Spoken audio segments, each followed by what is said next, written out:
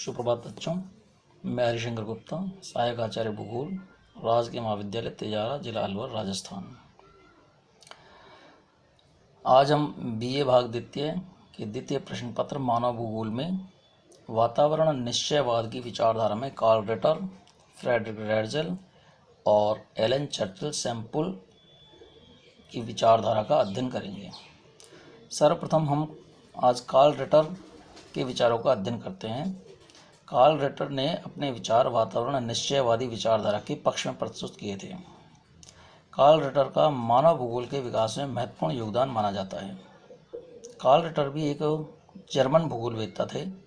उन्होंने अपनी शिक्षा में गणित, दर्शन, इतिहास और प्राकृतिक विज्ञान का गहन अध्ययन किया था। उनकी शिक्षा पूरी करने के बाद वे 20 वर्षों तक अध्यापक का कार्य भी करते रहे। रिटर की भौगोलिक अध्ययन में विशेष रुचि थी। उन्होंने तुलनात्मक अध्ययन द्वारा वातावरण का मानव और मानव का वातावरण और पारस्परिक संबंध स्पष्ट करने का प्रयास किया था। रिटर के अनुसार प्रकृति द्वारा पृथ्वी की उत्पत्ति मानवीय आवश्यकताओं को पूर्ति करने के लिए हुई है। जिस प्रकार आत्मा के लिए शरीर की उत्पत्ति होती है, उसी प्रकार मनुष्य के लिए पृथ्वी की उत्पत्ति होती है। उनका मत है कि पृथ्वी और उसके प्रति विशेष रुचि के कारण उन्होंने मानवीय जटिल दृश्यों की व्याख्या में प्राकृतिक वातावरण की शक्तियों के प्रभाव का विशेष रूप से उल्लेख किया है। इन्होंने सन 1804 में पहली पुस्तक यूरोप की भौगोलिक, ऐतिहासिक और सांख्यिकी चित्रण को प्रकाशित कराया था। इसके पश्चात 2 वर्ष पश्चात उन्होंने यूरोप के 6 मानचित्रों का प्रकाशन कराया था। रिटर की सबसे प्रसिद्ध ग्रंथमाला अर्धकुंडे है। अर्धकुंडे नाम के ग्रंथ का प्रकाशन 1817 में होना शुरू हुआ था। इस ग्रंथ के 19 खंड थे। इसके प्रथम खंड में अफ्रीका और दूसरे खंड में एशिया महाद्वीप का वर्णन मिलता है। इस ग्रंथमाला के प्रकाश से रिटर को बहुत प्रसिद्धि मिली। सन 1820 में रिटर की नियुक्ति बर्लिन विश्वविद्यालय में भूगोल के प्रोफेसर पद पर हुई थी। उन्हें उक्त विश्वविद्यालय में भूगोल के प्रथम प्रोफेसर होने का गौरव प्राप्त है। प्रोफेसर के इस पद पे वे अपने जीवन के अंतिम समय सन 1859 तक पदस्थ रहे थे और निरंतर अध्यापन, लेखन और निर्देशन का कार्य करते रहे। सन 1827 में रिटर की भेंट हम्बोल्ट से हुई और दोनों विद्वानों ने अपने पारस्परिक विचार विमर्श द्वारा भूगोल के विकास में महत्वपूर्ण योगदान दिया। मानव भूगोल के विकास में रिटर के योगदान को कभी विस्मृत नहीं किया जा सकता। उनका मत था कि पृथ्वी और उसके निवासियों में परस्पर गहरा संबंध होता है, अतः एक के बिना दूसरे का वर्णन संभव नहीं है। इसलिए उनके मत में इतिहास और भूगोल कभी पृथक नहीं किए जा सकते। रिटर ने भूगोल के अध्ययन को मानव पर केंद्रित किया है। उसका मत था कि भूगोल को पृथ्वी तल का अध्ययन मानव को केंद्र मानकर करना चाहिए, जिसमें मानव और उसके इतिहास तथा निवास प्रदेशों के संबंधों का अध्ययन सम्मिलित किया जाना चाहिए। उनका मत था कि पृथ्वी पर होने वाले समस्त दृश्य कुछ नियमों द्वारा नियंत्रित होते हैं, अतः भूगोल के अध्ययन में किसी सिद्धांत को अपनाने की अपेक्षा तथ्यों का अवलोकन करना आवश्यक है। उनका तुलनात्मक अध्ययन करना चाहिए। रिटर ने अपनी आरंभिक रचनाओं में क्रमिक भूगोल को भी अपनाया था और भूतल का अध्ययन करने के लिए 4 प्रकार के उच्चावच बताए थे: पर्वत, पठार, मैदान और उत्तम भूमि। उसने इन वर्गीकरण का प्रयोग अपने प्रादेशिक भूगोल में भी किया है। रिटर का विचार था कि पृथ्वी पर होने वाली प्रत्येक घटना का कोई निश्चय उद्देश्य होता है, जिससे मनुष्य को शिक्षा प्राप्त होती है। उसने भौगोलिक अनुसंधान और खोज के लिए अनुभविक और तुलनात्मक दोनों प्रकार की विधियों का महत्व स्वीकार सिद्ध किया है। अब हम फ्रेडरिक रैडज़ेल के विचारों से अवगत होते हैं। फ्रेडरिक रैडज़ेल भी वातावरण निश्चयवाद की विचारधारा के पोषक थे। रैडज़ेल को मानव भूगोल का वास्तविक जन्मदाता माना जाता है। पहले उन्होंने प्राणी शास्त्र का अध्ययन किया और उसके बाद भूगोल में विशेष रुचि उत्पन्न हुई। भौतिक भूगोल में उन्होंने बताया कि मनुष्य सक्रिय तो रहता है, किंतु उसकी क्रियाएं इतनी प्रभावशाली नहीं होती जिससे प्रकृति में यकायक परिवर्तन कर सके। मनुष्य अपनी बुद्धि और विवेक से विकासोन्मुख प्रगति द्वारा परिवर्तन कर डालता है तथा विभिन्न जलवायु में सामंजस्य स्थापित करता है। मानव और वातावरण के पारस्परिक संबंधों में रैडज़ेल ने वातावरण को अधिक प्रभावी माना है। उनके विचार में विश्व के विभिन्न प्रदेशों में मानव का रहन सहन, उसके आर्थिक, सामाजिक, सांस्कृतिक और औद्योगिक क्रियाकलाप वातावरण की ही देन है। मानव के क्रियाकलापों को 4 प्रकार के भौगोलिक प्रभाव निश्चित करते हैं: शारीरिक प्रभाव, मनोवैज्ञानिक प्रभाव, भौगोलिक वातावरण के तथ्य और वे तथ्य जो मानव के वितरण और प्रवास को नियंत्रित और निर्देशित करते हैं। उन्होंने भौतिक तत्व में मिट्टी को सर्वाधिक महत्व दिया है। उनका कहना है जन समूह को उस भूमि पर रहना चाहिए जो भाग्य ने उसे दी है। ऐसी मिट्टी पर ही कानून के अधीन रहकर उन्हें मृत्यु का वर्णन करना चाहिए। उन्होंने अपनी पुस्तक एंथ्रोपोजोग्राफी लिखी थी। उन्होंने अपनी पुस्तक एंथ्रोपोजोग्राफी में 3 मुख्य तत्वों पर प्रकाश डाला है। नंबर 1, पृथ्वी के धरातल पर मानवीय समूह का वितरण, जिसमें परीक्षण के आधार पर प्रजातियों, राष्ट्रीयता, भाषाओं और विभिन्न धर्मों के मानचित्र प्रस्तुत किए गए। नंबर 2, इन तथ्यों पर भौतिक वातावरण में प्रवास उपरांत पड़ने वाले प्रभावों का वर्णन। नंबर 3, भौतिक वातावरण का मनुष्य के गुणों, चरित्र और उसके समाज पर प्रभाव। इस ग्रंथ में प्रथम खंड में जनसंख्या का वितरण और उसके कारणों पर विस्तार से प्रकाश डाला गया है। द्वितीय खंड में वितरण से संबंधित तथ्यों का वर्णन किया गया है। रैडज़ेल ने निरीक्षण और अपनी विदेश यात्राओं के अनुभव के आधार पर यह निष्कर्ष निकाला था कि मानव समाज सदा किसी निश्चित प्राकृतिक ढांचे की सीमाओं के अंतर्गत विकसित होते हैं। एक छोटे से बीज से वे फैलते हैं और संभवतः पहुंच से बाहर हो जाते हैं। ग्लोब पर उनका एक निश्चित स्थान निर्धारित होता है और जीवित रहने और बढ़ने के लिए उनको निश्चित मात्रा में ही जगह की आवश्यकता होती है, जो जनसंख्या की वृद्धि के साथ निश्चित रूप से वृद्धि करती है, जब तक कि इसमें प्रकृति या मानव द्वारा किसी प्रकार की विघ्न बाधा उपस्थित नहीं की जाती है। वातावरण निश्चयवाद का प्रतिपादन रैडज़ेल ने किया था। रैडज़ेल ने वातावरण और मानव के पारस्परिक संबंधों में वातावरण को अधिक प्रभावशाली माना था। इसी कारण उसने संसार के विभिन्न प्रदेशों के मनुष्य के रहन सहन, आर्थिक स्तर, औद्योगिक विकास और समाज की सांस्कृतिक उन्नति को वहाँ के वातावरण की ही देन बताया था। इसलिए उन्हें वातावरण निश्चयवाद का जनक भी माना जाता है। रैडज़ेल की प्रसिद्ध पुस्तक राजनीतिक भूगोल का प्रकाशन 1897 ईस्वी में हुआ था। इस पुस्तक में उन्होंने यह विचार प्रतिपादित किया था कि प्रत्येक राज्य मानवता का एक अंग है और वह पृथ्वी का एक भाग होता है। इस पुस्तक में भूमि एवं राज्य के अंतर संबंध, प्रवास और राज्यों का विकास, भौगोलिक स्थिति की संकल्पना, क्षेत्र की संकल्पना, सीमाएं, स्थल एवं जल के बीच के क्षेत्र में राज्यों का महत्व, जल और राज्यों के विकास में योगदान तथा पर्वतों और मैदानों का राज्यों के विकास में योगदान पर विस्तार से प्रकाश डाला गया है। ये वे तथ्य हैं जो राज्य के स्थायित्व, विस्तार और विकास की सर्वथा प्रभावित करते हैं।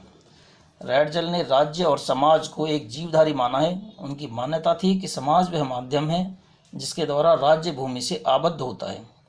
भौगोलिक तथा राजनीतिक विस्तार विशेष गुणों के कारण होते हैं जो बहुधा परिवर्तनशील होते हैं तथा उनका विस्तार और संकुचन क्रमशः परिवर्तित और नियमित वृद्धि का सूचक है। इस प्रगतिशीलता का उद्देश्य सदैव दूरी या स्थान के अंतर की विजय है। इसमें राज्यों की आधारशिला का दृष्टिकोण, चाहे वो घुमक्कड़ चरवाहों का हो अथवा स्थायी कृषि करने वाले लोगों का हो, अपनाया जाता है। रैडज़ेल ने राज्यों के अंतर्गत आवास योग्य तथा आवास के अयोग्य क्षेत्रों का विश्व वितरण भी प्रस्तुत किया है। आवास योग्य क्षेत्रों के सीमांत भागों में विश्व के अनेक अर्धविकसित निवासी रहते हैं, जैसे एस्किमो उत्तरी गोलार्ध में, दक्षिणी गोलार्ध में बुशमैन। इन जातियों का वर्णन करते समय प्राकृतिक प्रतिबंधों अथवा सुविधाओं और मार्गों के स्वरूपों का भी उल्लेख किया है। समशीतोष्ण क्षेत्रों में जलवायु मानव सभ्यता एवं उसके आवास को व्यापक रूप से प्रभावित करती है। इसके विपरीत पर्वत एक प्रकार से सीमांत रेखा का कार्य करते हैं और मानव को शरण प्रदान करते हैं, किंतु सागर मानवीय प्रवास में सबसे बड़े बाधक माने जाते हैं। परंतु सभ्यता के विकास के फलस्वरूप अब यही सागर 2 या अधिक राष्ट्रों के बीच यातायात स्थापित करने के मुख्य राजपथ भी बन गए हैं। रैडज़ेल ने मानव प्रवास के लिए निम्नलिखित 3 कारणों को नियंत्रित घटक माना है। नंबर 1, स्थिति का पारस्परिक महत्व। नंबर 2, स्थान, चाहे वे केंद्रीय हों या ध्रुवीय। नंबर 3, समीपवर्ती जनसंख्या के कारण उत्पन्न हुई सीमाएं। मानव भूगोल के विकास में रैडज़ेल का अत्यधिक योगदान रहा है। उन्होंने ही सबसे पहले सांस्कृतिक स्थलाकृति की संकल्पना की और मानव भूगोल में उसे समाविष्ट किया।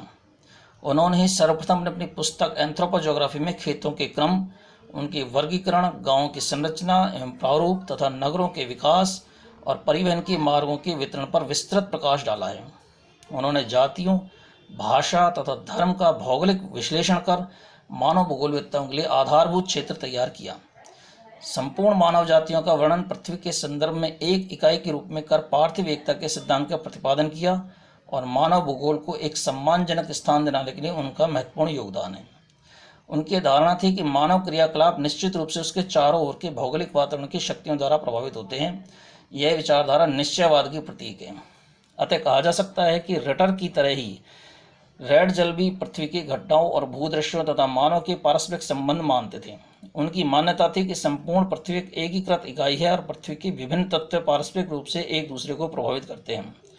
किंतु रैडजल और रिटर के विचारों में निम्नलिखित दो मुख्य अंतर हैं। नंबर 1, रैडजल ने मानव भूगोल का अध्ययन प्रादेशिक रूप से न कर क्रमबद्ध रूप से किया है। नंबर 2, रैडजल ने डार्विन के प्राकृतिक चयन पर आधारित विकासवाद को अपनाया है, जिसमें मनुष्य को जीव के रूप में विकास का अंतिम रूप माना गया है। रैडजल के ग्रंथ वॉल्कर कुंडे का अनुवाद अंग्रेजी भाषा में भी हुआ है। इसमें विश्व की मानव प्रजातियों और राष्ट्रों का विशद वर्णन है। इनके अन्य ग्रंथ जर्मन भाषा में थे। रैडजल की प्रतिभा और प्रशंसा करते हुए फ्रांसीसी विद्वान ब्रुंश ने मानव भूगोल नामक अपनी पुस्तक में लिखा है कि कोई भी भूगोलवेत्ता इतिहास, अर्थशास्त्र, दर्शन शास्त्र की उच्च शिक्षा प्राप्त किए बिना मानव भूगोल का शास्त्री नहीं हो सकता। और इस विषय में रैडजल का मस्तिष्क निश्चित ही सुसंपन्न था। उनके विचारों का बाहुल्य था। उनके पास विचार फलप्रद थे। अब हम एलन चर्चिल सैंपल की विचारधारा का वर्णन करते हैं। एलन चर्चिल सैंपल भी वातावरण निश्चयवादी विचारधारा की ही पोषक थी। उत्तरी अमेरिका में मानव भूगोल का विकास कुमारी सैंपल, जो रैडजल की शिष्या थी, उसी ने प्रारंभ किया था। उन्होंने रैडजल की निश्चयवादी विचारधारा को पुष्ट करते हुए उनके विचारों को सर्वप्रथम अंग्रेजी भाषा में विश्व के सम्मुख प्रस्तुत किया। इन विचारों का प्रतिपादन सैंपल ने अपने विश्वविख्यात पुस्तक भौगोलिक वातावरण के प्रभाव में विस्तार के साथ किया है। इस पुस्तक में प्राकृतिक वातावरण का सर्वांगीण नियंत्रण प्रभाव मानव के क्रियाकलापों, जीविकोपार्जन, सामाजिक संगठन, रीति रिवाजों और उसकी संस्कृति पर विस्तृत उदाहरणों सहित प्रस्तुत किया है। कुमारी सैंपल ने मानव भूगोल को अस्थायी पृथ्वी और गतिशील मानव के पारस्परिक संबंधों का अध्ययन माना है। प्रारंभ में कुमारी सैंपल ने निश्चयवाद की विचारधारा को स्वीकार किया है। सैंपल ने अपनी पुस्तक में ही निश्चयवाद की पुष्टि इस प्रकार से की है: मनुष्य धरातल की उपज है। उसका अभिप्राय केवल इतना ही नहीं है कि वह पृथ्वी का बच्चा है और उसका धूल का कण है, वरन यह भी है कि पृथ्वी माता ने उसका पालन पोषण किया है, उसके लिए कर्तव्य निश्चित किए हैं, उसके विचारों को निश्चित दिशा दी है, उसके समक्ष ऐसी कठिनाइयाँ उपस्थित की है जिनसे उसे शक्ति प्राप्त हुई है और बुद्धि तीव्र हुई है। वह उनकी अस्थि और मांस में उसके मस्तिष्क और आत्मा में प्रविष्ट हो गई है। सैंपल ने आगे विवेचन किया है कि प्रकृति ने पर्वतों पर रहने वाले मनुष्यों को धातु के पैर दिए हैं, जिससे वह ढालों पर चढ़ता उतरता है। समुद्री तट पर रहने वाले मनुष्यों को कमजोर और नरम पैर दिए हैं, किंतु उसके बदले उसके सीनों और भुजाओं का विकास किया है, जिससे वे नावों की पतवार चलाता है। नदी घाटियों में निवास करने वाले मन को प्रकृति ने उपजाऊ मिट्टी दी है। वह उसके विचारों और आकांक्षाओं को शांत और नीरस तथा कठिन कार्यों से जकड़ देती है। पवन प्रताड़ित मरुस्थलों पर रहने वाले मानव अपने पशुओं को झुंड के एक स्थान से दूसरे स्थान पर ले जाता है। उनका जीवन अत्यधिक कठिन होता है। उसे पशुचारण के बाद बहुत अवकाश प्राप्त होता है। उसकी विचारधारा निरंतर कार्य करती रहती है। लंबे चौड़े वातावरण में रहने के कारण उसके विचारों में महान सादगी आ जाती है। रेगिस्तान में वह अकेला होता है। उसका एक ईश्वर होता है, कोई निकट प्रतिद्वंदी भी नहीं होता। इस प्रकार सैंपल ने प्राकृतिक वातावरण का नियंत्रण मनुष्य की केवल भोजन, वस्त्र, मकान और आर्थिक उद्योग पर ही नहीं, वरन उसके विचारों, भावनाओं और धार्मिक विश्वासों पर भी बतलाया है। किंतु कालांतर में सैंपल निश्चयवाद के पूर्ण समर्थक नहीं रही। उन्होंने मानव की सूझबूझ और उसके विवेक, कुशलता को महत्व देना प्रारंभ कर दिया। उनका कथन था कि बढ़ते हुए बालक को कसा हुआ कपड़ा पहनना बुद्धिमत्तापूर्ण कार्य नहीं है। इसी प्रकार मानव भूगोल को गणित के कड़े नियमों में जकड़ा हुआ विज्ञान नहीं माना जा सकता। अतः अपने दृष्टिकोण में परिवर्तन के साथ साथ उन्होंने भौगोलिक नियंत्रण के स्थान पर भौगोलिक प्रभाव का प्रयोग किया था।